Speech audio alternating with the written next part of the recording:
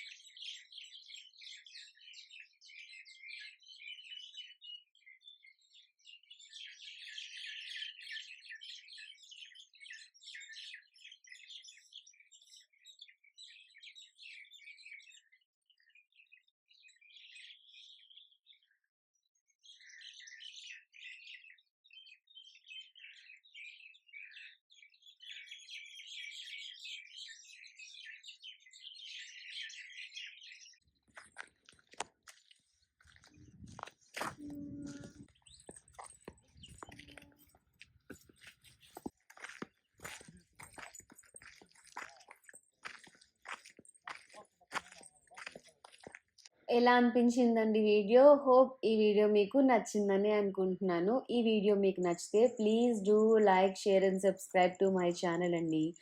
మళ్ళీ ఒక మంచి వీడియోతో మీకు కలుస్తాను. అందరూ ఆరోగ్యంగా ఉండండి, ఆనందంగా ఉండండి. మంచి ఫుడ్ తినండి, మంచి నీళ్ళు బాగా తీసుకోండి. Thank you so much. Bye.